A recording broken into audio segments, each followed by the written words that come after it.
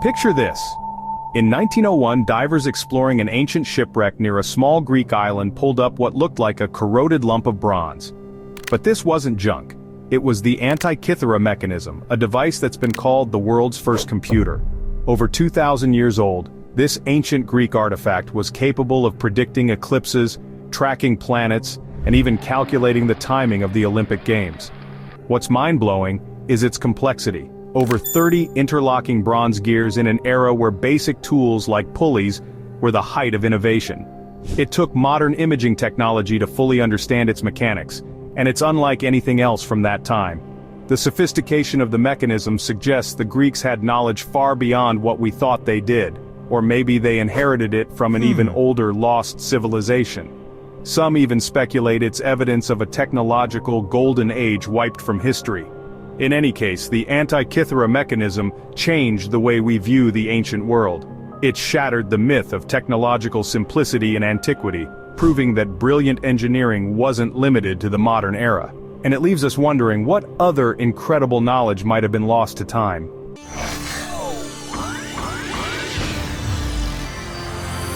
Let's jump from ancient Greece to South Asia, where one of the most mysterious civilizations of the ancient world once thrived. The Indus Valley Civilization, dating back over 4,500 years, spanned parts of modern-day India and Pakistan. Unlike the chaotic sprawl of many ancient cities, the settlements of the Indus people were masterpieces of urban planning. They had grid-like streets, advanced drainage systems, and even public baths that rival modern sanitation. But here's the kicker. They left no grand palaces, temples, or monuments. Instead, their cities suggest a society remarkably egalitarian for its time, a complete mystery when compared to the power hierarchies of ancient Egypt or Mesopotamia. Even stranger is their sudden disappearance around 1900 BCE. What could have wiped out such an advanced civilization? Theories abound. Some point to climate change or shifting rivers. But then there's the more out-there speculation. Was this civilization so advanced that it even mastered nuclear technology? A controversial claim, yes, but a layer of vitrified material, stone that appears to have been melted by extreme heat, has been discovered at Mohenjo-Daro, one of the major Indus Valley sites. Some argue this is evidence of a catastrophic event, possibly even an ancient atomic blast. Is this far-fetched? Perhaps. But isn't the idea of a forgotten culture wielding knowledge so advanced it left no trace in later history tantalizing? And speaking of ancient knowledge that baffles modern science, let's take a closer look at the Lycurgus Cup. At first glance, it's a stunning Roman artifact from the 4th century CE, depicting a mythological scene. But what makes this cup extraordinary is its magical property. It changes color. In regular light, it glows a deep green, but hold it up to light, and it transforms into a brilliant ruby red. How is this possible? Scientists didn't figure it out until the 20th century. The secret lies in the glass itself, which contains tiny particles of gold and silver, on the nanoscale. Yes, nanotechnology in ancient Rome. The particles scatter light in specific ways, creating the color-changing effect. But here's the real head-scratcher. How did the artisans know how to achieve this? Was it a lucky accident, or did they understand the science of light and materials in a way we've long underestimated? Now imagine the possibilities. What if this wasn't just decorative? Could this technology have been applied in ways we haven't uncovered yet? Think optical devices, communication tools, or even scientific instruments. The Lycurgus Cup isn't just a marvel of art, it's a window into the mysterious, untapped potential of ancient ingenuity, leaving us to wonder what other secrets have slipped through history's cracks. And speaking of mysteries, let's move to the deserts of Nevada, where one discovery left scientists, skeptics, and conspiracy theorists scratching their heads. From ancient Rome, let's leap to Nevada in the early 20th century, where miners stumbled upon something both eerie and fascinating inside Lovelock Cave. Alongside thousands of artifacts, woven mats, duck decoys, and tools, were reports of massive human-like skeletons, some allegedly measuring over 8 feet tall. These discoveries gave rise to a chilling legend, the Siteka, a race of red-haired giants described in local Native American myths as cannibalistic enemies of the Paiute people. While scientists have verified many cultural artifacts from the cave, the claims of giant skeletons remain contentious. Some researchers suggest the giants were exaggerated interpretations of normal human remains, distorted by erosion or mineral deposits. but alternative theorists are not convinced. They point to missing or suppressed evidence, suggesting that these skeletons were destroyed or quietly removed to protect mainstream historical narratives. If true, this discovery challenges the idea that ancient humans were the only advanced species to roam the Earth. Were these so-called giants remnants of an unknown hominid species, a genetic anomaly, or even something extraterrestrial? The cave may hold answers, but it also guards its secrets well. And speaking of secrets hidden in the landscape, our next stop takes us high into the Andes, where an ancient city lay forgotten for centuries. Perched nearly 8,000 feet above sea level, Machu Picchu is a marvel of human ingenuity. Rediscovered in 1911 by explorer Hiram Bingham, this Inca city defies logic. Built without mortar, its perfectly cut stones fit together so tightly that even a knife blade can't slip between them. But the real mystery isn't just how it was built, it's why it was abandoned. Archaeologists believe Machu Picchu was a royal estate or sacred site, but no written records from the Inca survive to confirm its purpose. Some speculate it was a retreat for elite priests and rulers, while others think it served as a fortress during times of war. But alternative theories suggest something more intriguing. Could Machu Picchu have been an ancient observatory? Its alignment with celestial events, like the solstice sun perfectly illuminating specific temples, suggests a profound understanding of astronomy. Others claim it's a leftover relic of an even older civilization, one the Inca inherited and built upon. What's even stranger are the legends surrounding the Incas' knowledge of energy fields. Some believe Machu Picchu was strategically placed at a powerful energetic site, part of a global network of ancient energy grids. Whether or not you buy into those theories, one thing's for sure. Machu Picchu's construction and abandonment leave us with far more questions than answers. Now, let's leave the highlands of Peru and venture into Bronze Age Europe, where an enigmatic artifact was unearthed that might rewrite our understanding of the stars. Unearthed in 1999 in Germany, the Nebra Sky Disc is a 12-inch bronze artifact that has left archaeologists and astronomers scratching their heads.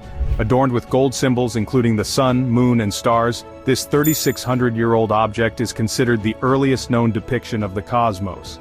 But this isn't just a piece of decorative art. Researchers believe the sky disk was used as an astronomical tool to track celestial events and perhaps align with the solar calendar, a striking accomplishment for the Bronze Age. What makes the disk even more perplexing is its advanced understanding of astronomy. It aligns with the summer and winter solstices when positioned with nearby landmarks, suggesting its creators had a deep knowledge of celestial patterns. Yet, this knowledge seems almost out of place for the era. Some theorists argue it points to a lost European civilization that predates recorded history. Could this disk represent more than an isolated find? Could it be a fragment of a forgotten tradition that bridged science and spirituality in ways we still don't fully grasp? Its mysterious origins and the precise craftsmanship hint at a complexity that rewrites our understanding of ancient Europe. Nestled in the cliffs of Maharashtra, India, the Ajanta Caves are a series of 29 rock-cut temples carved directly into the hillside over 2,000 years ago. What's astonishing is that these caves weren't just hollowed out, they were sculpted with extraordinary precision, down to the smallest detail. Statues, murals, and architectural elements were all created from a single piece of stone, yet they mirror the intricacy of structures that would normally require multiple materials and skilled laborers. How could this level of detail be achieved with tools available during that era? Some experts suggest that the artisans had advanced techniques for stone carving, possibly involving tools or methods that have been lost over time. Others propose more radical theories, that the Ajanta Caves might have been influenced by an ancient, now unknown, advanced culture. There's even speculation that they were aligned with astronomical events or energy grids, turning these temples into more than just places of worship. Adding to the mystery, the caves were abandoned for centuries and only rediscovered in 1819 by a British officer. How could such a monumental achievement vanish from history? The Ajanta Caves aren't just breathtaking, they're a puzzle, offering tantalizing glimpses of ancient knowledge and techniques we still don't fully understand. And speaking of rediscovery, few artifacts have unlocked as much hidden knowledge as a single slab of stone unearthed in Egypt, a find that would change our understanding of an entire civilization. In 1799, during Napoleon's campaign in Egypt, soldiers stumbled upon a discovery that would become one of the most important archaeological finds in history, the Rosetta Stone. This seemingly unassuming slab of granodiorite was inscribed with the same text in three scripts: Greek, Demotic, and Egyptian hieroglyphs. At the time, hieroglyphs were an enigma, their meanings long lost to history. But this stone held the key to unlocking them. The Greek text provided a critical starting point. Scholars, led by Jean-François Champollion, worked tirelessly to crack the code, piecing together the meanings of symbols and bringing the written language of ancient Egypt back to life. With this breakthrough, a whole civilization began to speak again, revealing details about their daily lives, religion, and governance. Without the Rosetta Stone, much of what we know about ancient Egypt would remain a mystery. But here's a twist.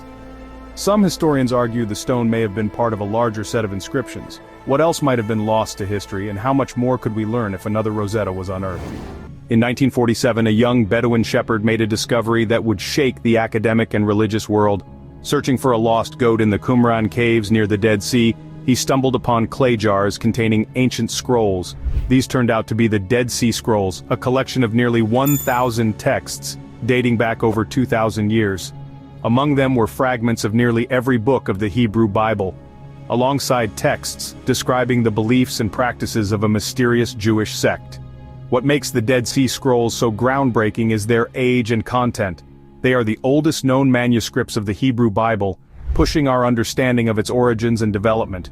But the scrolls also include apocalyptic writings, sectarian rules, and commentary that reveal a fascinating glimpse into the diversity of thought within ancient Judaism.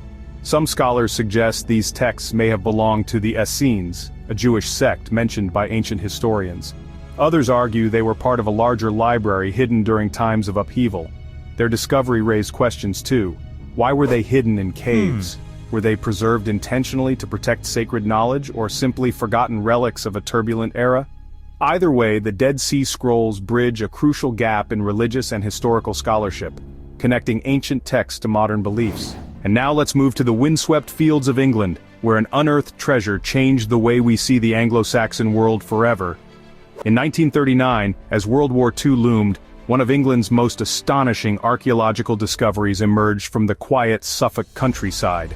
At Sutton Hoo, an amateur archaeologist unearthed a burial mound containing the remnants of a 7th century Anglo-Saxon ship and an extraordinary treasure hoard.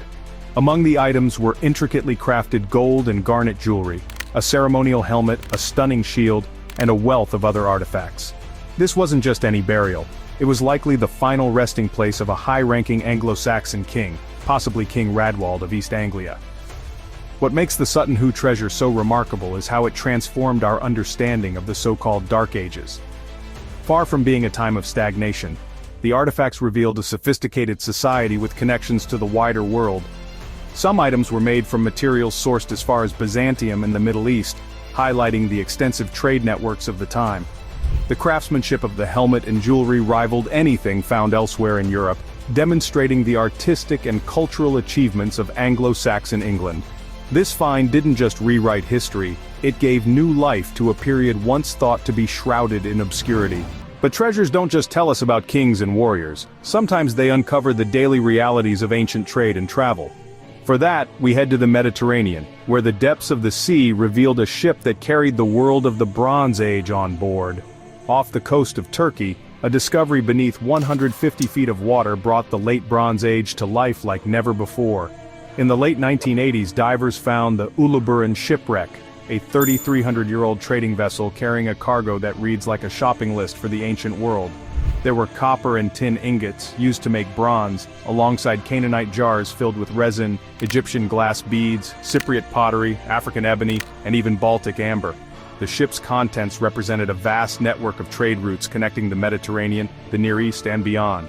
What makes the Uluburun Shipwreck so captivating is its completeness. It's not just fragments of a past life, it's a frozen moment of Bronze Age commerce. The sheer variety of goods on board paints a vivid picture of how interconnected these ancient civilizations were.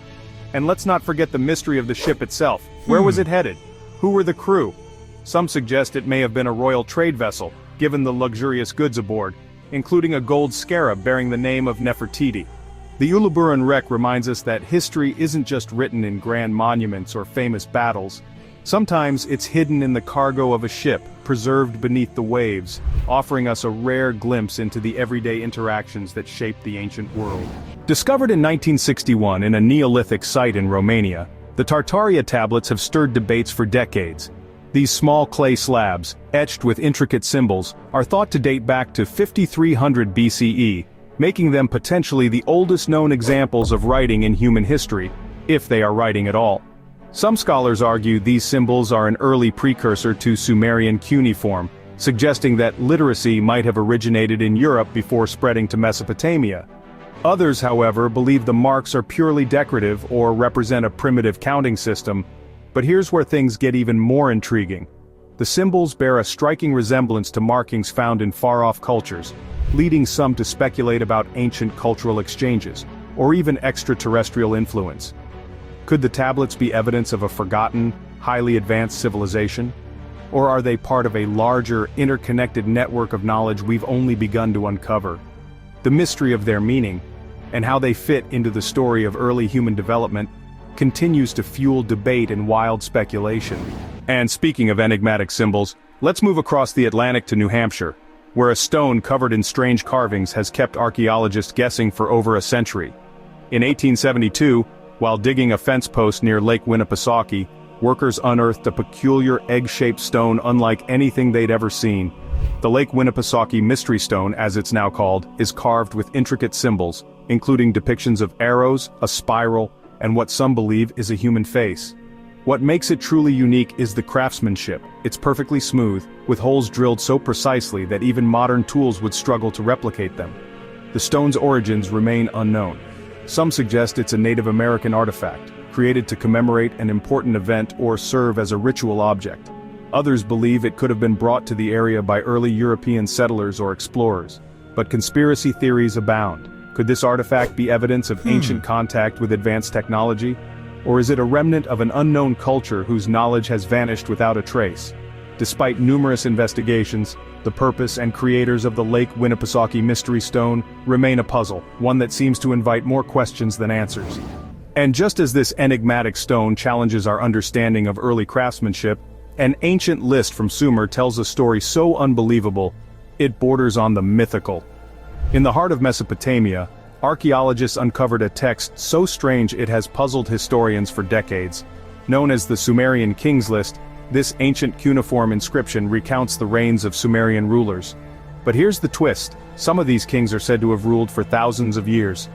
One king, Uluburun, is recorded to have reigned for 28,800 years, while others clocked in at similarly absurd lengths. The list blurs the line between myth and history, mixing verified rulers with seemingly supernatural figures. Was the King's List simply an elaborate myth meant to glorify Sumer's past? Or does it hint at something we've yet to understand about the ancient world? Some theorists suggest these exaggerated reigns point to a forgotten epoch where knowledge, perhaps even lifespan, was vastly different. Others entertain the idea of divine or extraterrestrial intervention, with these kings being more than human. While mainstream historians dismiss the list as legend, its existence teases us with the possibility of a lost narrative from the dawn of civilization. But Sumerians weren't the only ancient people who may have hinted at extraordinary beings. In the alpine valley of Valcamonica, mysterious carvings raise questions about visitors from beyond our world. Nestled in northern Italy, Valcamonica is home to thousands of prehistoric petroglyphs etched into rock surfaces, some dating back as far as 8000 BCE. Among depictions of animals, humans, and daily life, a few stand out. Figures with what appear to be helmets, visors, and even antenna-like features. These ancient astronaut carvings have fueled speculation that early humans might have recorded encounters with extraterrestrial beings. Mainstream archaeologists argue these carvings likely depict ritual practices or symbolic representations of gods, but the striking resemblance to modern depictions of astronauts is hard to ignore. Could these be artistic interpretations of beings from the stars, or are they simply misunderstood motifs? Conspiracy theorists suggest these figures, along with similar artwork found around the world, could be evidence of contact with advanced beings who influenced early civilizations. Whether they represent aliens, gods, or something else entirely, the Valcamonica Petroglyphs challenge us to rethink how ancient people viewed their world, and who or what they believed was watching over them. That's about it. Write in the comments which find surprised you the most. For more useful information, watch other videos.